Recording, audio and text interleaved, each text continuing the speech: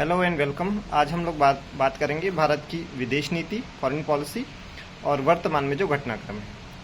तो आप देख रहे होंगे कि एक समय था जब भारत को कहा जाता था कि भारत नैम को मानने वाला है, नहीं नॉन अलाइनमेंट मूवमेंट को मानने वाला है, यानी गुट निरपेक्ष को मानने वाला है। गुट निरपेक्ष का अर्थ होता है, गुट मतलब होता है कोई ग्रुप, और निरपेक्ष मतलब होता है किसी से कोई लगाव न रखना। मतलब द्वितीय विश्व युद्ध के बाद दुनिया दो ध्रुवों में बट गई, एक अमेरिका और एक यूएसएसआर, जिसे हम लोग सोवियत संघ यानी आज का रशिया। तो जो एक यूएसएसआर का ग्रुप था, एक अमेरिका ग्रुप था, तो ज़्यादातर देश कुछ अपने आप को रशिया के साथ अलाइन कर लिए, कुछ अमेरिका के साथ अलाइन कर लिए, ताकि वो कोई उन्हें जब ज़रूरत हो, आर्थिक या सैन्य मदद हो, तो उनको किसी एक ग्रुप से मिल सके, ताकि वो एक स्पष्टता दिखा सके कि भाई हम इस ग्रुप के साथ हैं, तो वक्त पड़ने पे उनको वो मिले, लाभ मिले।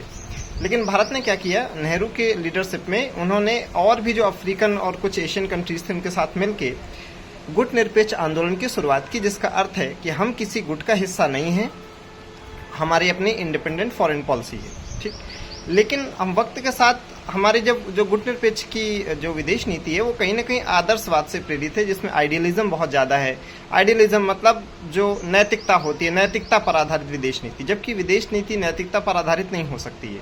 नैतिकता पर आधारित विदेश नीति कहने का अर्थ क्या हुआ कि हम म्यूचुअल को एग्जिस्टेंस में यकीन रखते हैं, यानी पारस्परिक सह अस्तित्व की भावना, non aggression to each other, हम एक दूसरे के प्रति शत्रुता का भाव नहीं रखेंगे, हम अपनी टेरिटरी का यूज दूसरों के खिलाफ नहीं होने देंगे, है ना, कि हमारी जो टेरिटरी है वो किसी दूसरे के खिलाफ यूज ना हो, हम दूसरे के इंटरनल अफेयर्स में कोई इंटरफेयर नहीं करेंगे, है ना, और म्यूचुअल प्रॉस्पेरिटी को बढ़ावा देंगे। ये कुछ आदर्शवादी सिद्धांत हैं जिनके आधार पे एक आदर्शवादी विदेश नीति, या हम कह सकते हैं गुट निरपेक्ष आंदोलन, इस पे बेस्ड था।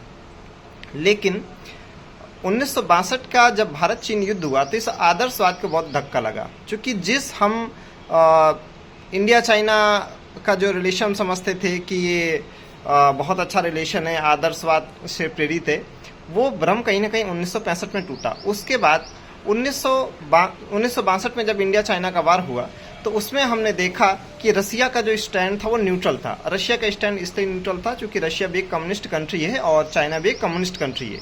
तो हमारा ये जो एक भुलावा था कि रशिया हमेशा हमारे साथ खड़ा है, वो 1962 में रूस ने हमसे तोड़ दिया। फिर 1965 में जब हमारा इंडिया पाकिस्तान का युद्ध हुआ तो 1965 के इंडिया पाकिस्तान युद्ध में आपने देखा होगा कि उस युद्ध के बाद किस तरीके से जो लाल बहादुर शास्त्री हैं उनको मरवाने में, ऐसा कहा जाता है, CIA और जो रशिया की जो इंटेलिजेंस एजेंसी है दोनों का हाथ है। फिर होता है 1971 में हम देखते हैं कि उस 1971 में इंडिया और रशिया की एक फ्रेंडशिप की ट्रीटी साइन होती है, और पाकिस्तान को हेल्प करने के लिए अमेरिका का 7th जो फ्लीट है नेवल का, वो रवाना होता है। लेकिन उसको बचाने में रशिया हमारी हेल्प करता है कि अमेरिका के एग्रेशन से इंडिया को बचाने में हेल्प करता है। उसका हेल्प करने का कारण यही था कि अगर आप 1971 के पहले आप देखेंगे तो बहुत सारे हमारे कॉन्स्टिट्यूशन में, हमारे गवर्नेंस में बहुत सारे चेंजेस वो हो रहे थे, ठीक है, कांग्रेस के द्वारा, जो कि रशिया चाह रहा था। तो कहीं ना कहीं हमारी विदेश नीति और हमारी जो इंटरनल पॉलिटिक्स है वो बहुत ज़्यादा रशिया के इन्फ्लुएंस में थी, और इस वजह से रशिया हमारे साथ 1971 में खड़ा हो गया। तो 1962 में जो रशिया न्यूट्रल था, 1965 में रशिया और अमेरिका दोनों ने मिलकर असैसिनेशन करवाया हमारे प्राइम मिनिस्टर लाल बहादुर शास्त्री के, ऐसा लोग कहते हैं। और 1971 में अमेरिका खुल के भारत के विरोध में आया और रशिया इंडिया के फेवर में आया। तो इन घटनाक्रमों से उसके बाद हम देखते हैं कारगिल होता है, तो कारगिल में किस तरीके से टेक्नोलॉजिकल जो डिले कर सकता था यूएस अपने GPS को एक्सेस ना दे के इंडिया को टाइमली, तो उस तरीके से उसने हमको परेशान किया। तो कुल मिला के ये सारे घटनाक्रम क्या दिखाते हैं, ये घटनाक्रम ये दिखाते हैं कि विदेश नीति आदर्शवाद पर नहीं चल सकती है। इसमें एक ही सिद्धांत होता है राष्ट्रहित। तो अपने राष्ट्रहित के अकॉर्डिंग आप ग्रुप से जुड़ेंगे और या किसी ग्रुप से अलग होंगे। आप अभी की स्थिति देखें तो जैसे ऑपरेशन सिंदूर है, तो ऑपरेशन सिंदूर में आपने क्या देखा, ऑपरेशन सिंदूर ने आपने ये दिखाया कि भाई जो पाकिस्तान और चाइना है आपके टाइम ट्रस्टेड इनेमी है। मतलब समय समय पर ये आपको बताते रहे कि आप किसी गलत फहमी में न रहें, हम आपकी इनेमी कंट्री हैं।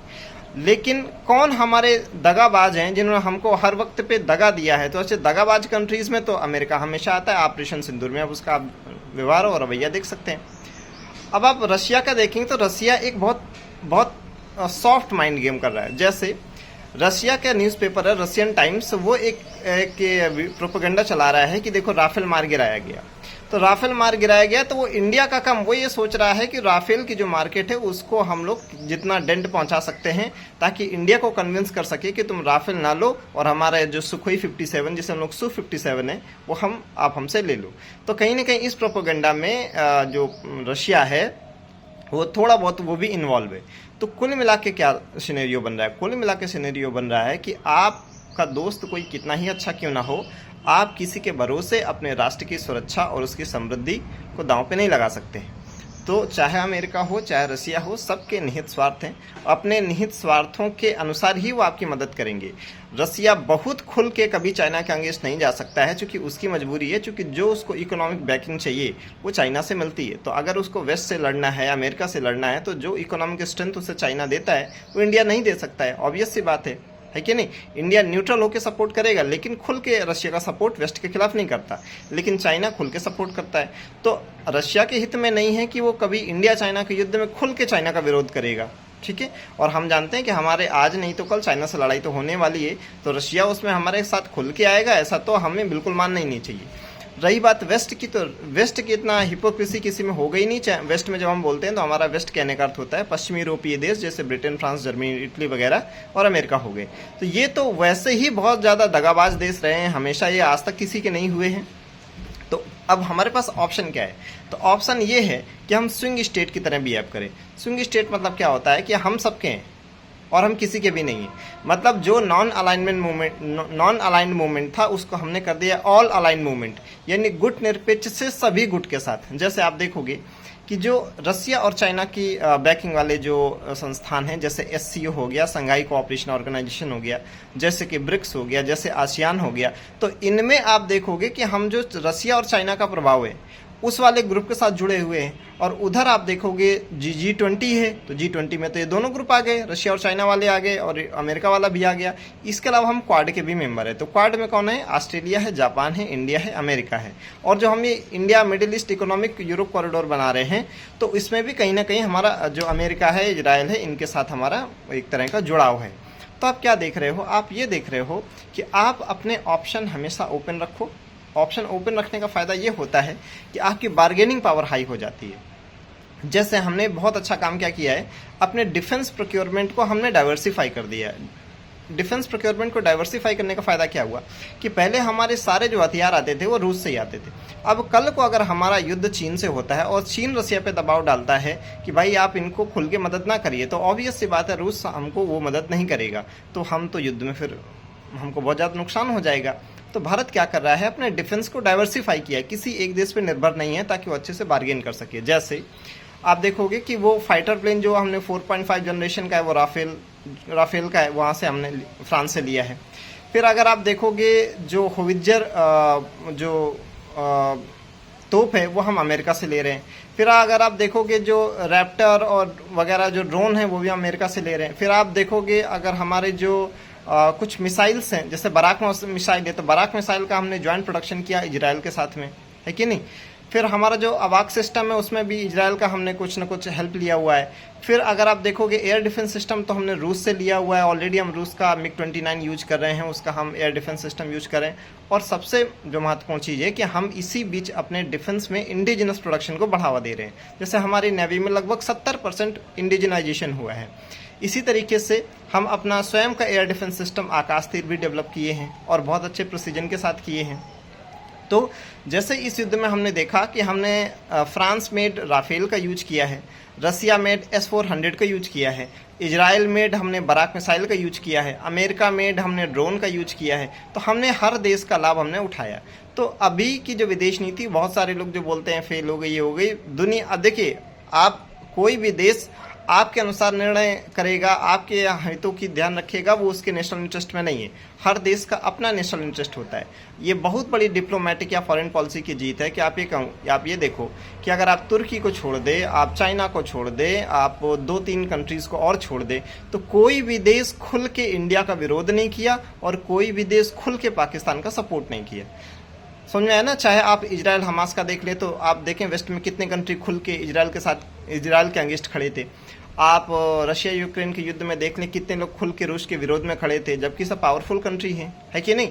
लेकिन भारत पाकिस्तान के बीच अगर आप देखेंगे तो इवन मुस्लिम कंट्रीज में भी कोई कंट्री खुल के पाकिस्तान के साथ नहीं खड़ा और भारत का विरोध भी नहीं किया। तो ये हमारे विदेश नीति की बहुत बड़ी जीत है। रही बात की जो लोग बोलते हैं कि ठीक है आपने ओवरऑल तो फॉरेन पॉलिसी बहुत अच्छा किया, लेकिन आपके पड़ोस में चीज़ें अच्छी नहीं है। तो पड़ोस में चीज़ें, हम ऐसा भी नहीं है ना कि अगर हम बड़े भाई की भूमिका में हैं तो हर जगह हम सिर ही झुकाते रहेंगे, ऐसा नहीं है।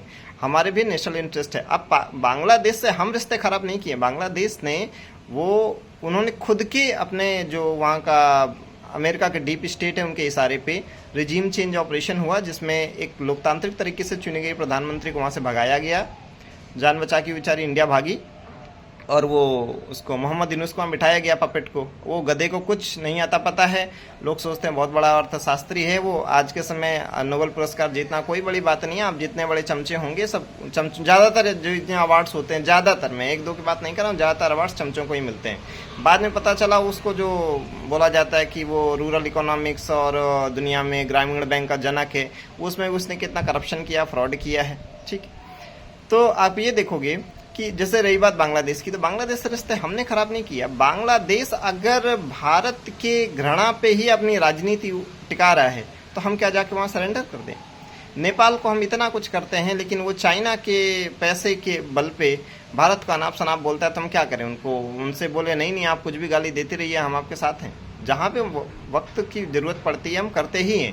लेकिन आप ये देखेंगे जो हार्ड पावर होता है उसको कोई सब्स्टिट्यूट नहीं होता है। जहाँ आपको ज़रूरत हो आपको हार्ड पावर भी दिखाना चाहिए। आप किसी को कितना भी समझाओ वो नहीं समझेगा, उसको थोड़ा सा जो हार्ड पावर है ना, अपना मिलिट्री जो स्ट्रेंथ है, मिलिट्री स्ट्रेंथ का थोड़ा सा आप दर्शन करा दो, वो समझ जाता है कि आपकी स्ट्रेंथ क्या है। आपने देखा भी होगा कि जो लोग थोड़े गुंडे बदमाश टाइप के होते हैं उनका लोग रिस्पेक्ट बहुत करते हैं। उसका रिस्पेक्ट करने का मतलब ये नहीं होता कि उनके दिल में स्वाभाविक रूप से उनके प्रति कोई सम्मान है, नहीं, ऐसा नहीं होता है। वो डर के कारण भी रिस्पेक्ट करते हैं। जैसे चाइना की रिस्पेक्ट कोई वैसे नहीं करता। अगर चाइना देखा जाए तो किसी भी सिद्धांत को नहीं मानता, उसमें कोई मूल्य नहीं है, कोई उसमें आदर्श नहीं है। इसके बावजूद चाइना को मानने वाले बहुत सारे देश हैं जो उसका फेवर करते हैं, उसकी बातों को रिटेरिएट करते हैं, उसको दोहराते हैं। ठीक, वो इसलिए चूंकि चाइना एक बुली है, वो छोटे छोटे कंट्रीज को परेशान करता है। तो विदेश नीति में आपका राष्ट्रहित ही जरूरी है, जिसमें सब कुछ शामिल है। आपको राष्ट्रहित के लिए जो करना पड़ेगा हम करेंगे। जैसे अभी आप देखोगे कि अभी ये हो रहा है कि हमने इतने राफेल मार गिराए, है ना। भारत जो है वो एक तरह से, कोई ये नहीं भारत ने बोला कि आपने कोई राफेल मार गिराए, लेकिन भारत यहाँ पे चुप्पी साधा हुआ। इस चुप्पी का मतलब क्या है? इस चुप्पी का मतलब ये है कि हम जो फ्रांस की कंपनी है डसाल्ट, है ना, एविएशन, उसको भी हम थोड़ा प्रेशर में ले रहे हैं कि अगर ये न्यूज़ बाहर जाती है कि तुम्हारा राफेल मार गिराया गया तो तुम्हारी मार्केट भी क्या हो जाएगी, तुम्हारी मार्केट भी गई। अब हम उससे खुन्नस क्यों खाए हुए हैं? क्योंकि ये जो राफेल है इसमें से हम लोग सोर्स कोड मांग रहे हैं। तो सोर्स कोड अगर मिल जाता है तो हम अपने अकॉर्डिंग उसमें एकोमोडेशन कर सकते हैं, चेंजेस कर सकते हैं, है ना। तो ये चीज़ें होती हैं। तो अब हम जानबूझ के इसमें चुप्पी साध रहे हैं, इसलिए ताकि उनकी मार्केट भी थोड़ा सा पैनिक हो। ठीक, और हमारे पास ऑलरेडी रशिया हमको ऑफर कर रहा है Su-57, अमेरिका ऑफर कर रहा है F-35, और हम अपना खुद का भी आम का बना रहे हैं, है ना। तो उसके लिए कावेरी इंजन की बात हो रही है।